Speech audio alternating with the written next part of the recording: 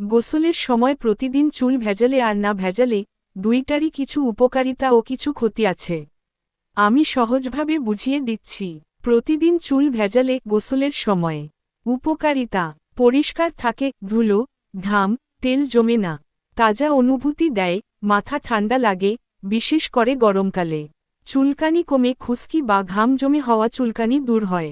ক্ষতি: চুল শুষ্ক হয়ে যায়, প্রতিদিন ভেজালে চুলের প্রাকৃতিক তেল ধুয়ে যায়, ফলে চুল ভেঙে যায়, রুক্ষ হয়ে যায়, ঘন ঘন ভিজিয়ে শ্যাম্পু করলে চুল উজ্জ্বলতা হারায়।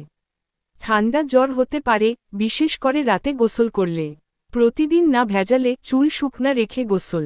উপকারিতা: প্রাকৃতিক তেল বজায় থাকে, চুল নরম ও মজবুত হয়, চুলের ভাঙন কমে, শুষ্কতা আসে না, সময় বাঁচে, প্রতিদিন শুকাতে ঝামেলা হয় না। ক্ষতি: ঘাম জমে দুর্গন্ধ হয়, বিশেষ করে গরমকালে, খুশকি হতে পারে, মাথায় ধুলো, ঘাম জমে খুশকি বাড়ায়, অপরিষ্কার লাগে, ধুলো ময়লা থেকে মাথা ভারী লাগে। তাহলে করণীয় কি? প্রতিদিন গোসল করা ভালো, কিন্তু চুল প্রতিদিন ভেজানো দরকার নেই। সপ্তাহে 2-3 দিন শ্যাম্পু ভালো করে ধোয়া যথেষ্ট। অন্যদিন শুধু শরীর ধুয়ে চুল শুকনা রাখতে পারো।